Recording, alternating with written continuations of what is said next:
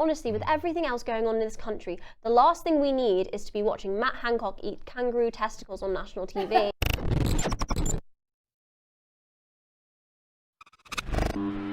Hello and welcome to this week's edition of Newspeak, the New Culture Forum's weekly current affairs programme.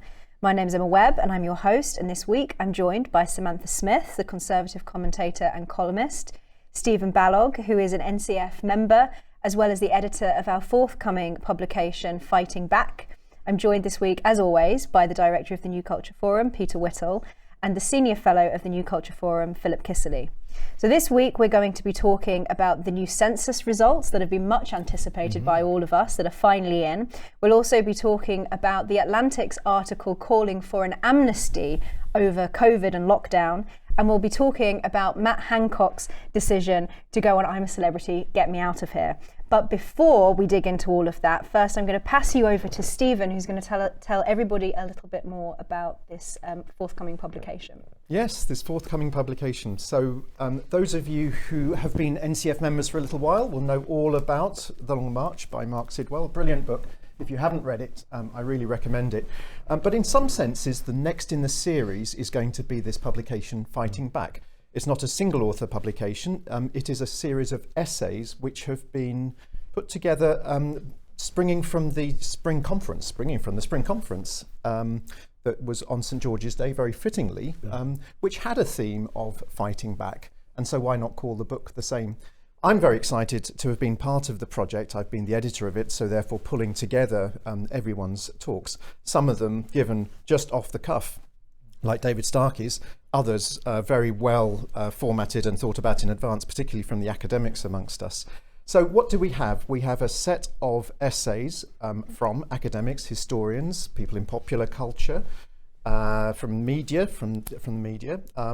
and all of them have the subject of how do we start to fight back against woke. There has been an onslaught, as we all know, for the last number of years now, and people feel pushed back into a corner. And the conference itself and the book that is resulting from it, I think, is a really good aid to people. First of all, to know that they're not alone.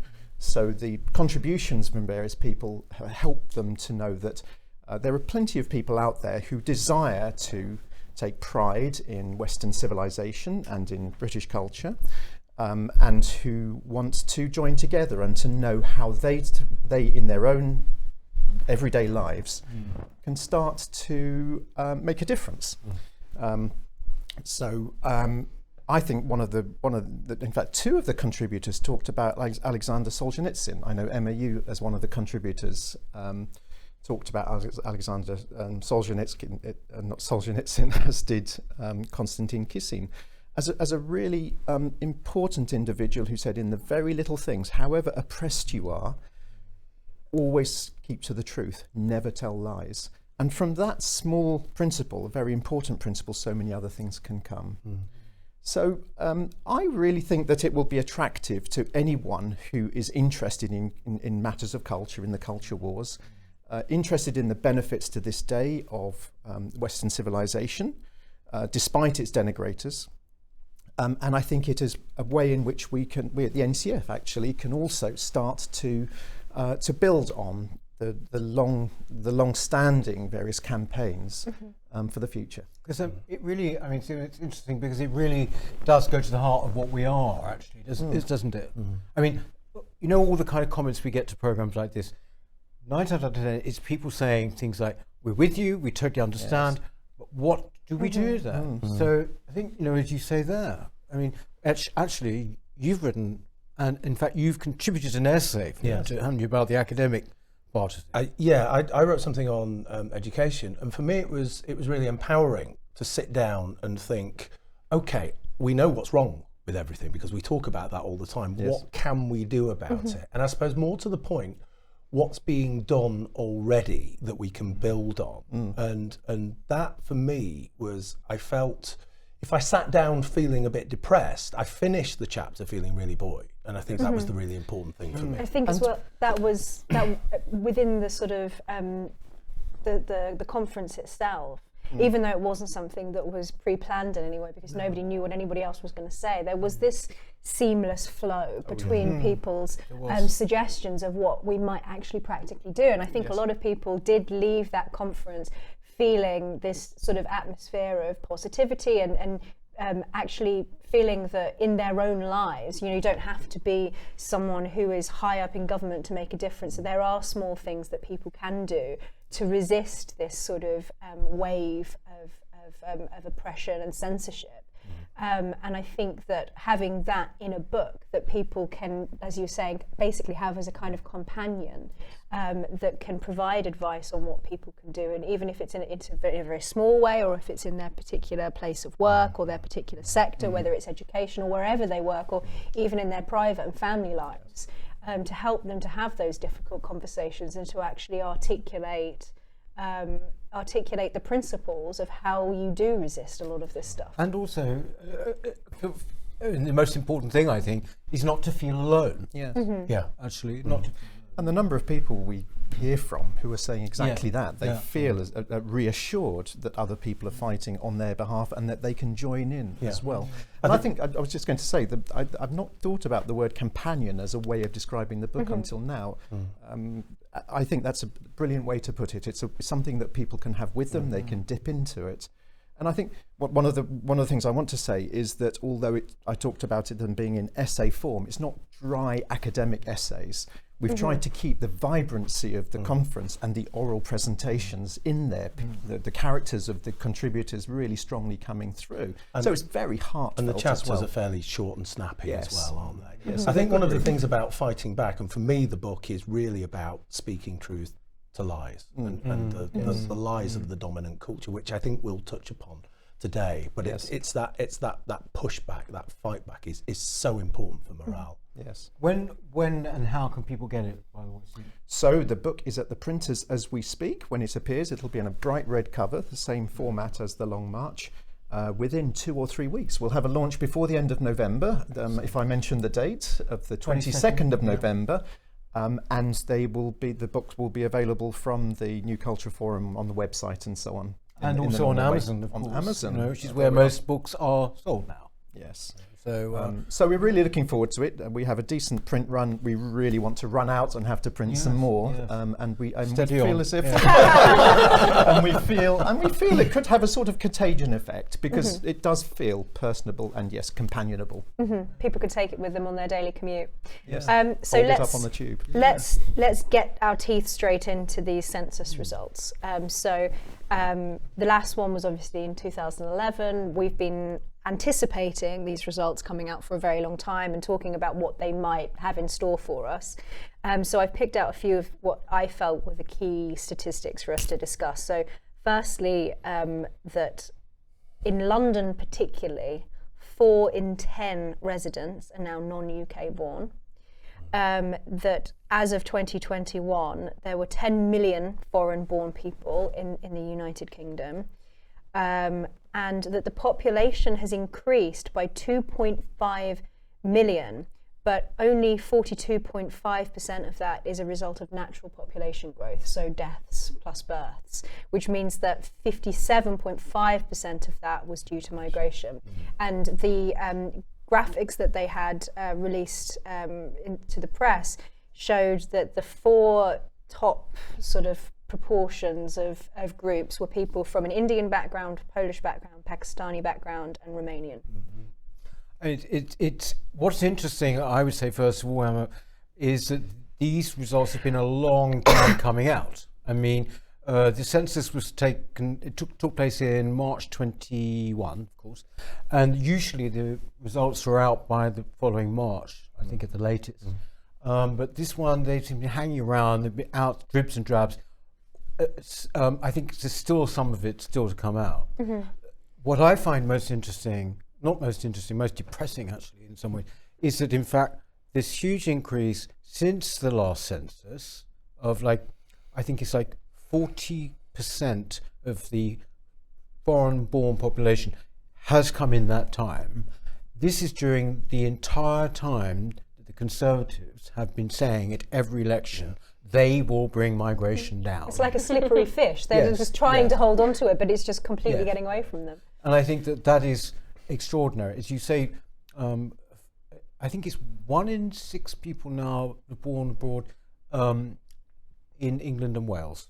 It's just talking about England and Wales. It's fascinating as well that when everybody criticised John Cleese for his remarks saying that London is no longer an English city, it would be very hard pressed to argue against that, given that 4 out of 10 residents are non-UK born. It's not it's not a polemical thing to say or a derisive thing to say. It's a factual thing to suggest that actually, just in purely descriptive terms, London is 4 out of 10 non-UK born. Well, actually, what was far more marked, so I don't mean to hog it, but what was far more marked was in 2011.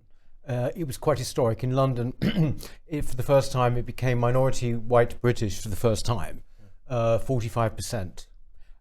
They haven't put a percentage out. That's just people who were foreign born. But in terms of I don't know whether they're doing ethnicity. They're being rather coy about all of this, it seems to me. I did notice that it was actually quite difficult trying to basically extract what I thought were the most poignant stats. I couldn't find one place that, in the same way that with the 2011 census, it was hard to find everything all wrapped up in a package in one place. And I think that's purposely so. And it's very difficult to trust the stats. All I can really take from it is that since we've had a Conservative government, and this is since we've had a Conservative government, immigration hasn't just grown, it's grown exponentially. And that is the key thing, and that is really shocking, especially when all the rhetoric is pushing back on that and saying we're going to control immigration, we're going to stop it and all the rest of it, and it never happens. I also think that it's the type of migration that we're talking about is very poignant as well, because Pakistan, India, Poland, Romania, this is economic migration predominantly that we're discussing, and the narrative that all migrants are asylum seekers, those fleeing war-torn countries, those that are coming to seek refuge in the UK, that it's completely contradicted by these figures. It seems to suggest that the predominant migratory force is that of Eastern European and Indian Pakistani migrants seeking a better deal in the UK than they had at home for economic purposes, rather than that of Ukrainian, Afghan, Iraqi refugees that we would have seen a great deal more of in 2011, at least when it came to Iraq. It completely dispels the left-wing narrative. And this is also just a snapshot as well, a snapshot in time from 2021. And actually, if you think about all the statistics that have come out in the last, I was going to say the last couple of months, but over the last year, with all of that illegal migration coming across the channel, just spiraling out of control, doubling year on year on year, actually this snapshot is probably not particularly representative of the actual situation, not least because, as we were discussing a few weeks ago on this programme, or was it last week, political time is now running in dog years, with people coming across the channel now, particularly Albanian migrants, some of those people will be prevented from entering by the border force and taken to particular location, but a lot of those people, we simply don't know what's happening to them. They're going into this black hole of the sort of underground economy, and we've got no idea. So actually, this snapshot is probably an underestimation. Oh, I think so, very much so. And if you think about the Romanian demographic in particular, we do see what's happening to them, because many of them are selling the big issue on the street, and that suggests. We talked on this programme before about the economic impetus of immigration, and that just really does show how low the bar is. You know, it couldn't be lower. It really couldn't be lower. And the thing that strikes me in all this is that there is just an air of unreality. There's a disconnect between so many people's experience and supposed figures, and you would imagine that the ONS and the government in general would want to be very, very clear and open with presenting statistics. But when it starts to put out statements about, well, we're not going to present it in this way anymore, even though we've been doing it for the last several census rounds, it starts to feel as if there's something to hide. And I think the first thing that you'd want to do if you were being really transparent is to say, no, absolutely nothing to hide. These are the unvarnished statistics. You know, we compile them very carefully. And if there's a mismatch against the narrative, we just have to deal with it. But there's the slippery, I think you talked to Philip about things being slippery. That's what it feels like a little bit. It's part of the broader strategy which we're up against every day, and I just call it the war on truth. You know, so we're not allowed to say what is factual, because if you deal with facts, then you're automatically a white supremacist, you're a racist, because facts are part of Western culture, or supposedly part of Western culture. Yes. And so we have to deal in these lies, you know. So there's a climate emergency, you know, sex isn't real, all of those kinds of things that we have to just completely accept. And we have to push away facts. It's completely bizarre. It's dementing. Sam, what did you think of the news that came out in the last week about the Albanian migrants, particularly the fact that a lot of these people who are coming in via the illegal channel crossings are people who are basically being trafficked to work in, say, you know, illegal trade of drugs, cannabis, cocaine, that kind of thing.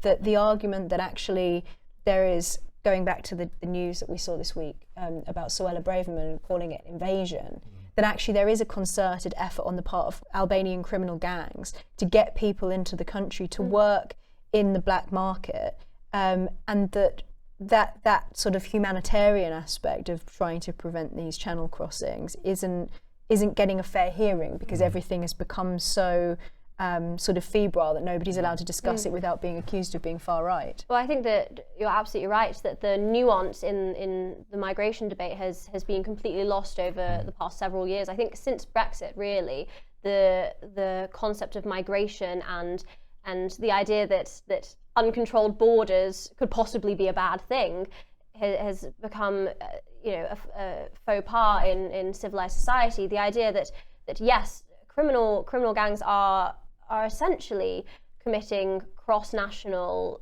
people trafficking, and they are able to get away with it because British society is so sanitized now, so afraid of being branded racist or xenophobic or far right that they daren't speak out against the very legitimate concerns that come with legal these immigration. People are being exploited. Exactly. That yes, there are those legitimate asylum seekers, migrants, refugees, but there is a large population that are disappearing into the black hole of the immigration system, and that are being trafficked for purposes that are less than legal, and it is being essentially condoned and enabled by society and systems that simply don't know how to get a grip of the narrative.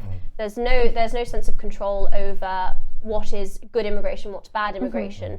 There's no ability to separate Romanian people smugglers, for example, from Ukrainian refugees fleeing war. It's the idea that immigration equals good or immigration equals bad. And we see it across all sectors of society, as Philip said. The war on truth has spread from immigration to education to the war on statues. Everything seems to be black and white. There's no ability for a critical lens, and especially with migration, that risks people's lives. This goes back to what we were saying last week, which is this idea that essentially borders are indefensible, that borders are in themselves some kind of immoral thing, that in a way the nation state shouldn't exist. But what's interesting about that really is that going back a few decades, to talk about borderless states, which is kind of an oxymoron, isn't it? But was considered very radical, whereas now we're actually, these arguments shift, don't they? And they're kind of made to shift, actually. So I'd agree that there is this kind of strange now when you're arguing, or which we've all done, in broadcast situations or whatever, immediately, if you're talking about migration, the goalposts will be changed, and you find you're talking about asylum, and back and forth it goes. The most important one, I think, and this is something that's got to be done, it's got to be a concerted effort, is to denormalize mass migration.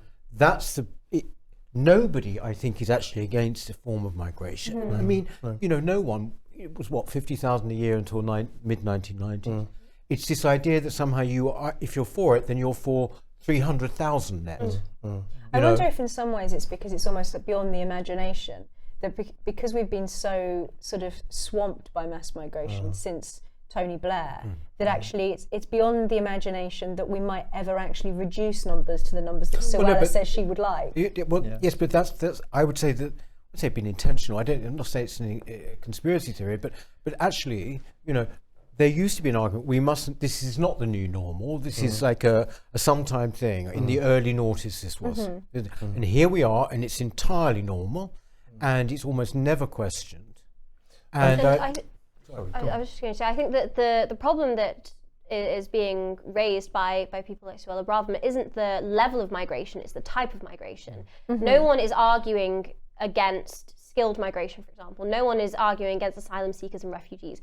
What the Conservative Party and many other individuals who are branded far right are arguing against is uncontrolled, borderless, mass illegal immigration that puts lives at risk, that allows a free-for-all of our society, and is, frankly, an invasion. There's no other way to categorise it. You anticipated my next question, whether or not you think that her comments were right and that actually that it's fair to describe we shouldn't play their game, I don't think, Emma. I think their game is actually to absolutely take the subject and move it onto language. And so I don't know, because I don't really watch much mainstream media anymore, but I'm sure there have been whole articles and whole programmes, was that a terrible word to use?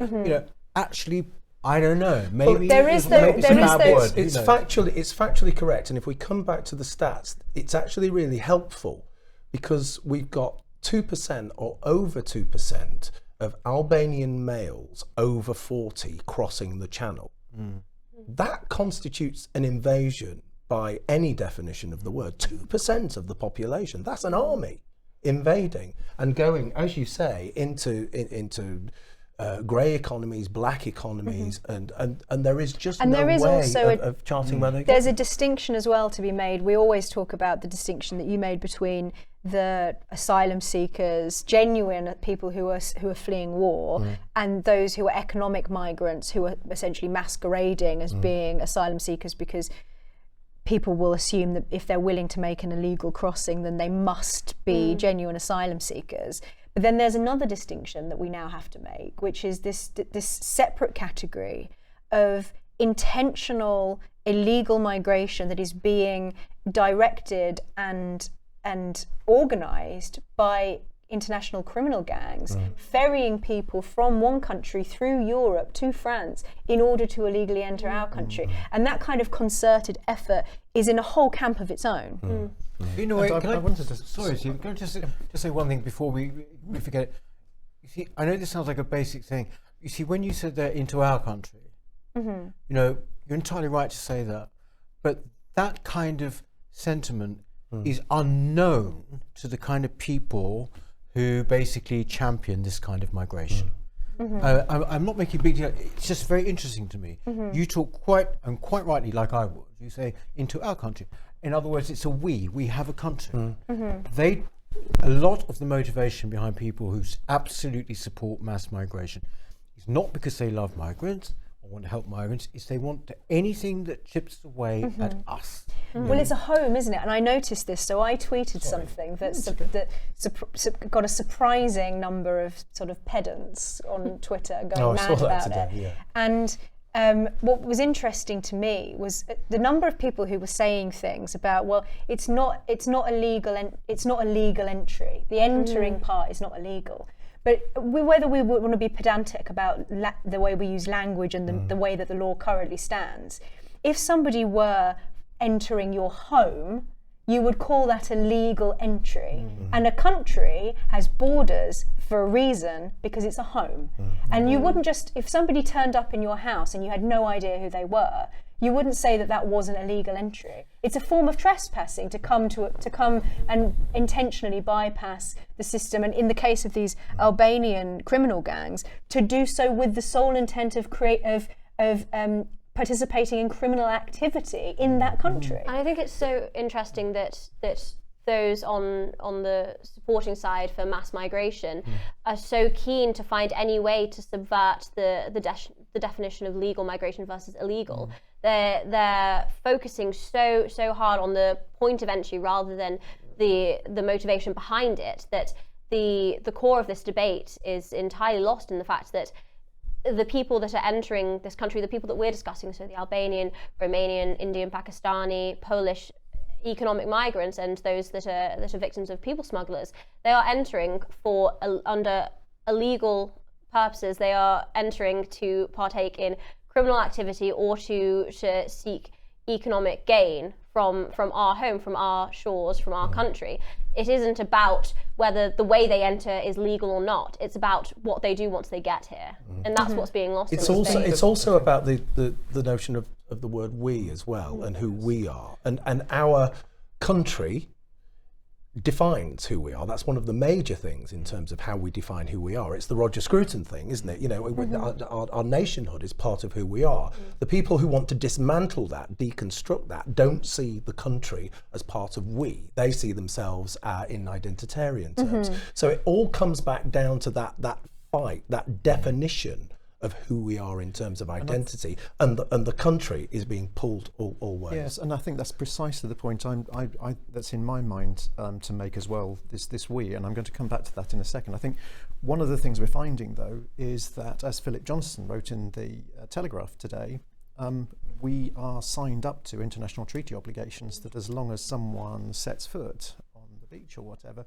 we have obligations towards them, which we would be breaking international law not to follow through on. And I think this idea about, you know, as it's not illegal because they've arrived and we now have obligations is being used a little bit as a device.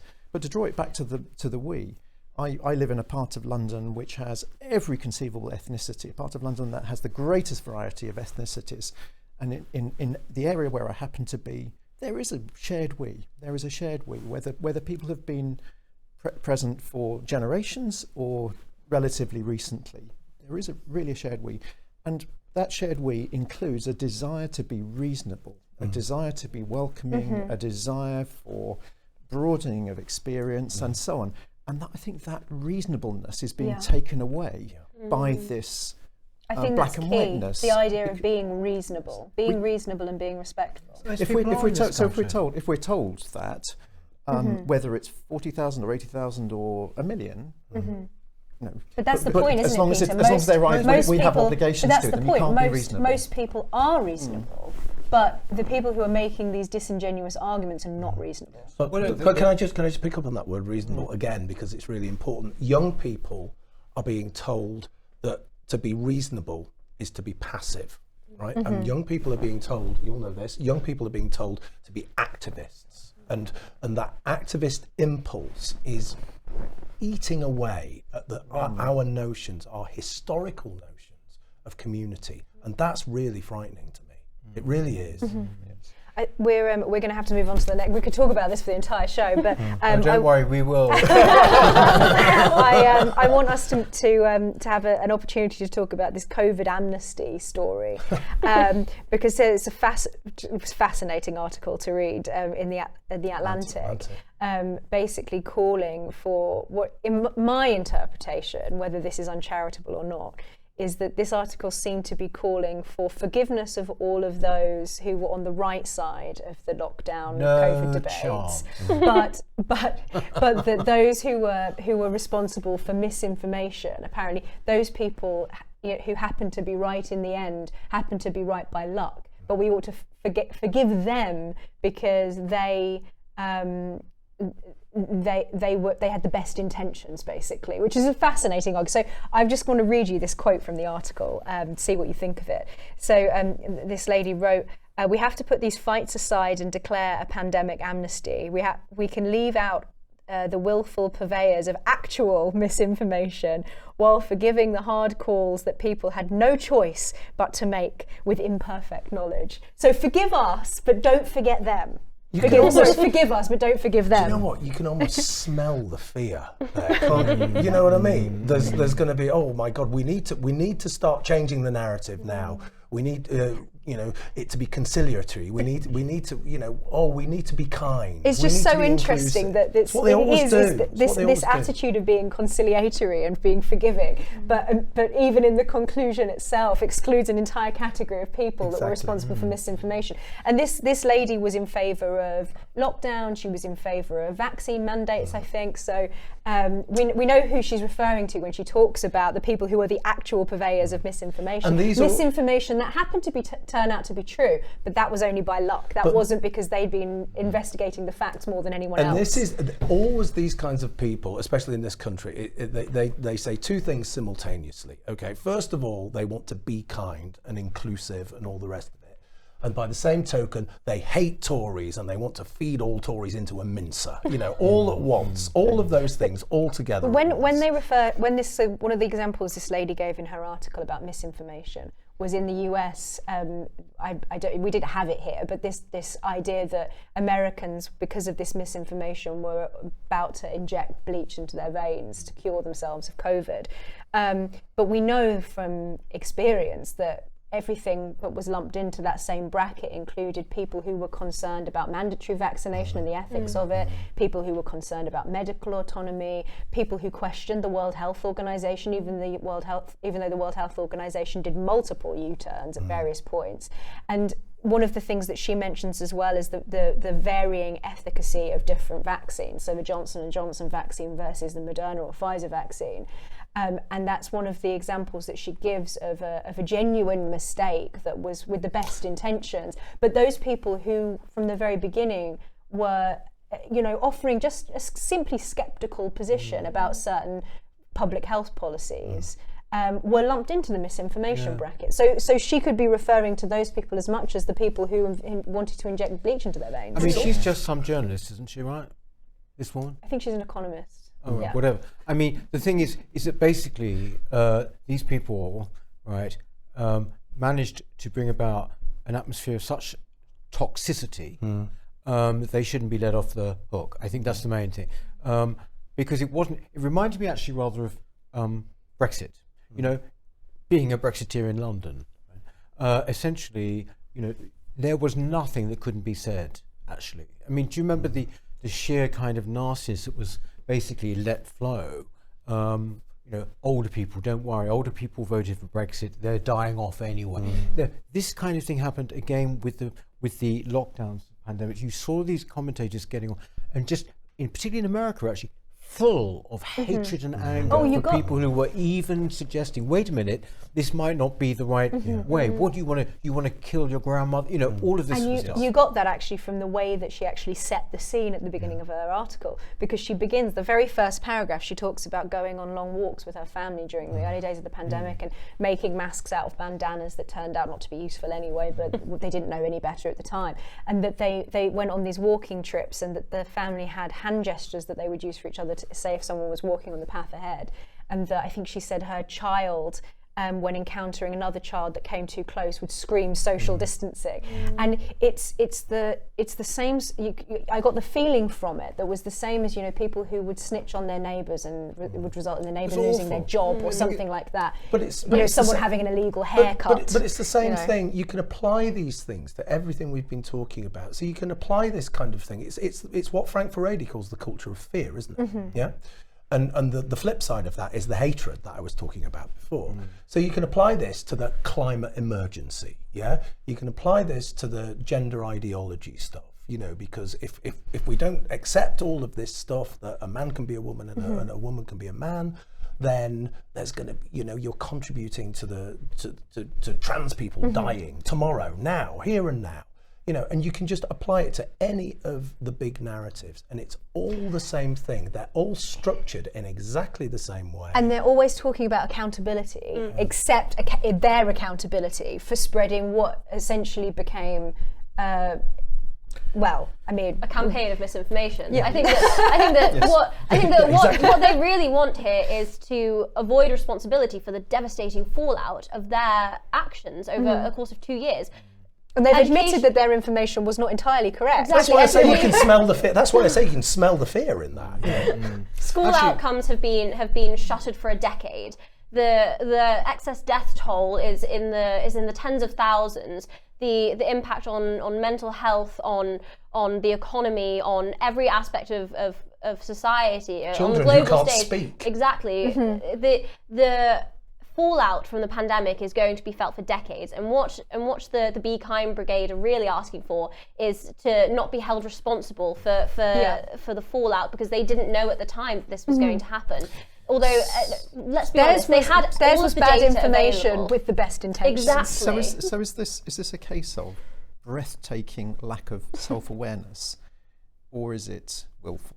Is it naive, or is it willful? I think it's willful, actually. I would once have said naive, but I think it's kind of willful. When you say willful, I mean, I'm assuming you mean what they said originally and what they're saying now. Well, I so think the way they're going about it now, which is to try to draw a very thick line very quickly underneath it. Well, also, you see, this happens to be an article which is important for as a focus for what we're talking about, but essentially, what is more interesting is what is being omitted. So, for example, when you look at our economic situation, the effect of the pandemic is largely absent, isn't it? Yeah. I mean, it's all about other things, Ukraine and whatever, and energy. Desire to but evade actually, you responsibility. don't really hear much about the fact that we colossal- stopped the economy. Yes, for exactly. 18 You don't months. hear much about that. And then also, Might have something to do with it. no, but also the crucial thing you mentioned about, deaths, which were not COVID deaths, but brought about by the lockdown. That went past, didn't it? Recently, it actually went. It's higher now than deaths from COVID. It surpassed. But also, remember how you were called an absolute racist if you talked about this thing coming out of a Chinese lab. Yeah. Well, apparently that's now that's considered to be the most feasible. But no, when was the journalist who even brought that up?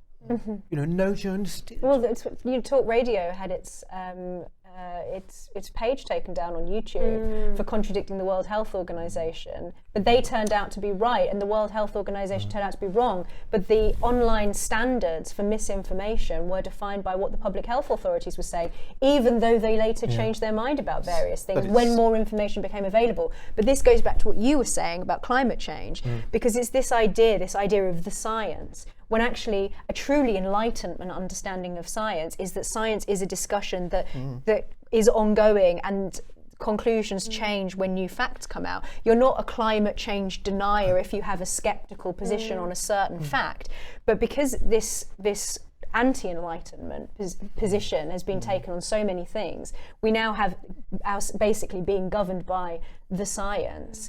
That they have this understanding of misinformation that completely precludes the possibility that you might change your conclusions when more evidence is available. And if as she said, we were in the dark, we didn't have all the facts, that's exactly why you take a position of skepticism. Of course it is. That's exactly the purpose. And that's the other 50%. It's safeguarding as well. The other major element of the science. You're safeguarding society against bad decisions by allowing skeptics to voice their opinion. That's the whole damn point. I think Speaking of skeptics, I was going to say, just calling out one or two real heroes of mine, like Matt Ridley, for instance, who doggedly, right from the start, says this doesn't smell good.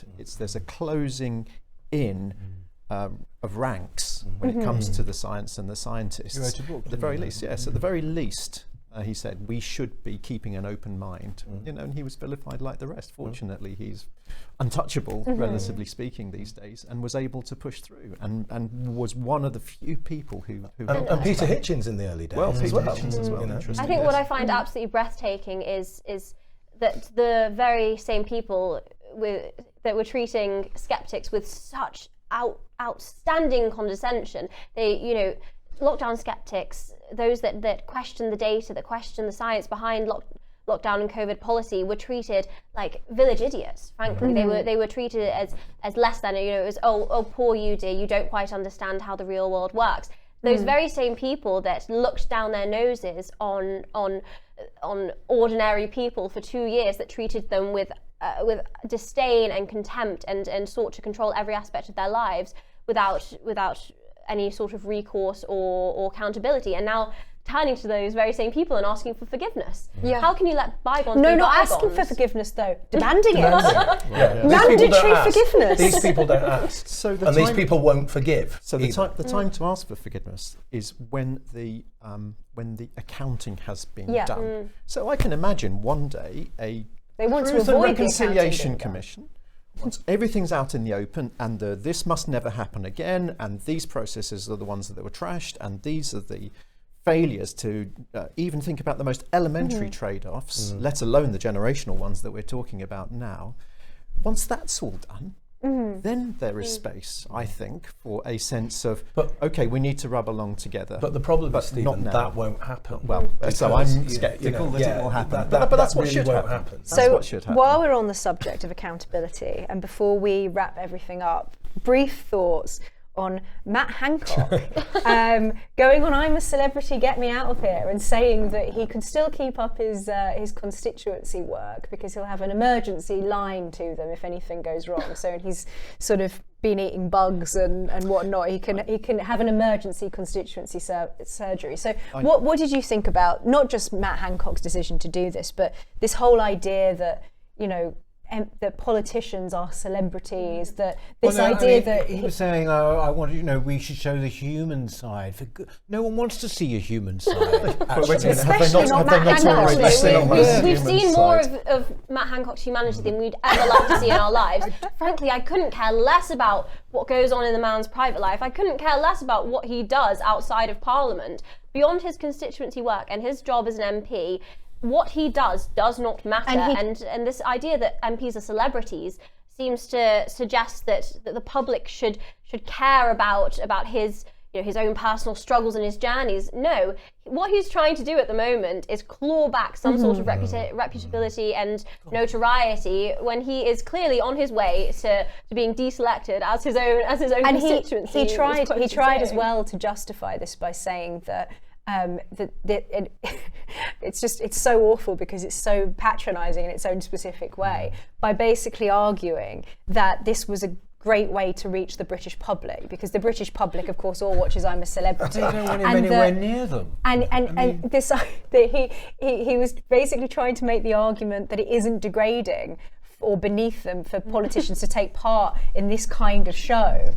And tried to wrap it up as some kind of noble attempt to reach the British public. Represent your constituents. This is part of that same trend we keep seeing, where people don't do the job they're supposed to do. They want to do everything else except that. I mean, it's so ridiculous. It's too stupid for words. But I felt really angry, and the front pages of all the papers are full of it today. And his smiling face makes me really angry, because don't forget, it was, you know, what he did during COVID. He was the real perpetrator of all of this kind of stuff, and now he's doing this ridiculous, stupid stuff in the middle of a cost of living crisis. At the end of the day, this is just yet another ego trip for a man who has fallen out of public favour. This is the man that had a Matt Hancock app. He will do anything to cling to the public spotlight. And by suggesting that this is somehow worthy of a front page spread, only furthers his ego and his narcissism. We shouldn't even be giving it the time of day. Honestly, with everything else going on in this country, the last thing we need is to be watching Matt Hancock eat kangaroo testicles on national TV. I don't know. So I've been trying very hard to come up with an opinion about this. I am in the sort of do not care camp. But we've been talking about inverted meanings, haven't we? So here is my opinion. Westminster's loss is Australia's gain. So decide which side of the balance sheet it is. Final thoughts. Do you remember when he was actually the worst thing for me? What really the lowest point was when he pretended to cry on breakfast TV news. Do you remember that? You're quite emotional by that. Well, it's just it's been such a tough year for so many people, and he was on breakfast, and it was something the early days of the lockdown. And it was so obviously phony as hell, phony as hell, you know. And you sort of thought, you've got the measure of this man. But I mean, you're right. We probably, well, it's a bit late now. We probably shouldn't be giving me extra publicity. We're right into Matt Hancock's hands. So on that note, thank you, Sam. Thank you, Philip. Thank you, Stephen. Thank you, Peter. you, and Emma. thank you for watching. Please like, comment, subscribe. Tell us what you think of today's topics. Tell us what you might like us to discuss next week. And we will see you next time on Newspeak. Hello. If you're enjoying the New Culture Forum channel and you believe in our mission, may I invite you to join our membership scheme at the link below or on our website, newcultureforum.org.uk. Our work is more important now than ever, and we have great plans ahead for the future, but we can't do it without your support. From as little as £3 per month, you can help ensure that we continue on our mission. As a member, you'll receive a range of benefits, including access to exclusive content, invitations to our private events, including here at our studios, free copies of our books, and much, much more, including, of course, our famous NCF mug. If you aren't able to become a member, then please help us by clicking this button and subscribing to our channel. It's completely free. Just remember to also click the bell icon so that you can get notifications when we post new videos. Thank you.